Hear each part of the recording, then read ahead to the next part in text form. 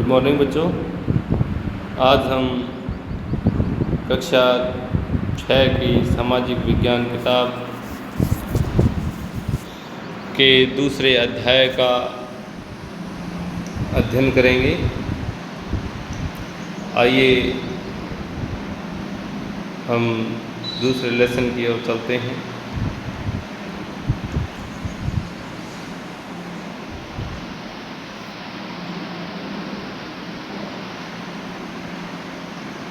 आखिर खाद्य संग्रहण के भोजन उत्पादन तक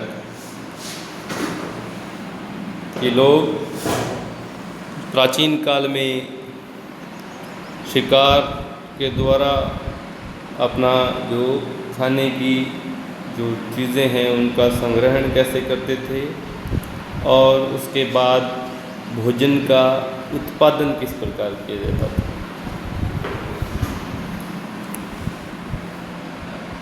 तुषार की रेल यात्रा। तुषार अपने एक रिश्तेदार की शादी में दिल्ली से चेन्नई जा रहा था। रेल में उसने खिड़की वाली सीट मिल गई, जहां से वह बाहर का नज़ारा देखने में मग्न हो गया। तेज़ दौड़ती गाड़ी से उसने देखा कि पेड़ पौधे, घर, खेत खलिहान बड़ी तेज़ी से पीछे की ओर छूटते चले जा रहे हैं। तभी उसके चाचा ने उसके कंधे पर हाथ रखकर कहा, पता है, लोगों ने मात्र 150 साल पहले रेल से यात्रा करनी शुरू की। बस तो इसके बाद कुछ दशक बाद आई। तुषार सोचने लगा कि जब लोगों के पास आने जाने के लिए तेज़ रफ्तार वाली सवारियां नहीं थी तो क्या वे यात्रा नहीं करते थे? क्या वे अपनी सारी ज़िंदगी एक ही जगह पर बिता दिया करते थे? ऐसी बात नहीं हो सकती। आरंभिक मानव आखिर वे इधर उधर क्यों घूमते थे? हम उन लोगों के बारे में जानते हैं जो इस उपमहाद्वीप में 20 लाख साल पहले रहा करते थे। आज हम उन्हें आखिर तक खाद्य संग्राहक के नाम से जानते हैं। भोजन का इंतज़ाम करने की विधि के आधार पर उन्हें इस नाम से पुकारा जाता है।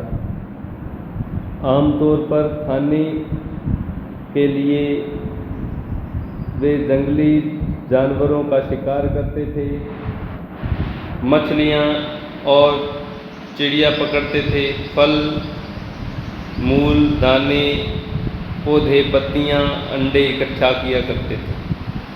आखिर तक खाद्य संग्राहक समुदाय के लोग एक जगह से दूसरी जगह पर घूमते रहते थे। ऐसा करने के कई कारण थे। पहला कारण यह था कि अगर वे एक ही जगह पर ज़्यादा दिनों तक रहते तो आसपास के पौधों, फलों और जानवरों को खाकर समाप्त कर देते। इसलिए और भोजन की तलाश में इन्हें दूसरी जगहों पर जाना पड़ता था।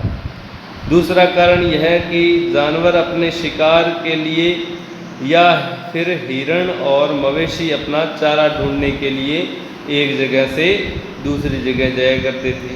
इसलिए उन्हें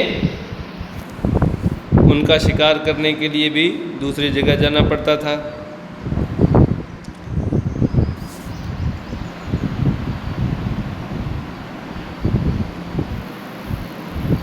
तीसरा कारण यह कि पेड़ों और पौधों के फल फूल अलग अलग मौसम में आते थे।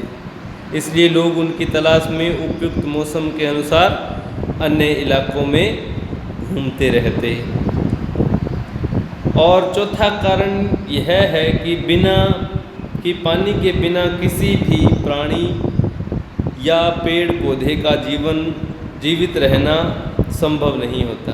और पानी झीलों, झरनों तथा नदियों में ही मिलता है। यद्यपि कई नदियों और झीलों का पानी कभी नहीं सूखता, कुछ झीलों और नदियों में पानी बारिश के बाद ही मिल पाता है। इसलिए ऐसी झीलों और नदियों के किनारे बसे लोगों को सूखे मौसम में पानी की तलाश में इधर उधर जाना पड़ता था। आरंभिक मानव के बारे में जानकारी कैसे मिलती है? पुरातात्वविदों को कुछ ऐसी वस्तुएं मिली जिनका निर्माण और उपयोग आखेटक खाद्य संग्राहक किया करते थे। यह संभव है कि लोगों ने अपने काम के लिए पत्थरों, लकड़ियों और हड्डियों के औजार बनाए हों। इनमें से पत्थरों के औजार आज भी बचे हुए हैं। इनमें से कुछ औजारों का उपयोग फल फूल काटने, हड्डियाँ और मांस काटने तथा पेड़ों की छाल और जानवरों की खाल उतारने के लिए किया जाता। कुछ के साथ हड्डियों या लकड़ियों के मुट्ठे लगाकर भाले और बाण जैसे हथियार तैयार किए जाते या बनाए जाते। कुछ औजारों से लकड़ियाँ काटी जाती थी। लकड़ियों का उपयोग ईंधन के साथ साथ झोंपड़ियों और औजार बनाने के लिए भी किया जाता था।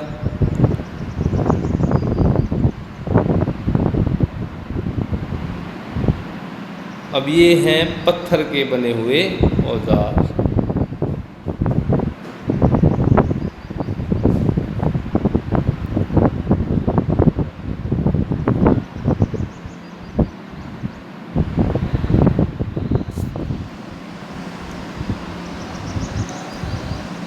रहने की जगह निर्धारित करना कि वो अपने रहने की जगह कैसी जगह ढूंढते थे, किस जगह रहते थे, किन किन परिस्थितियों में उन्हें कैसे घर बनाने पड़ते थे। मानचित्र 2 को देखो।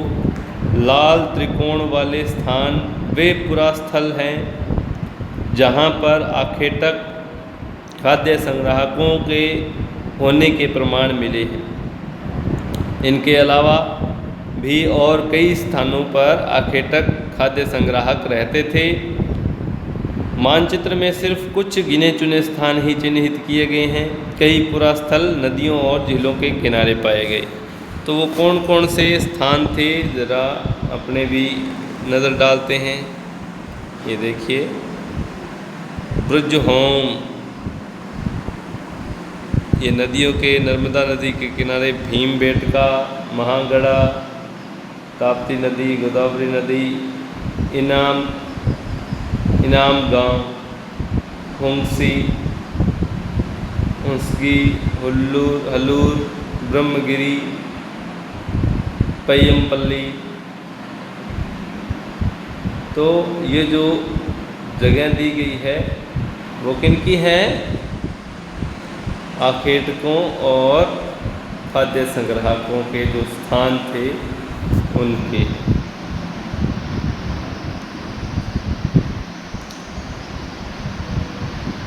भीमबेटका आधुनिक मध्य प्रदेश। इस पुरास्थल पर गुफाएं व कंदराएं मिली है।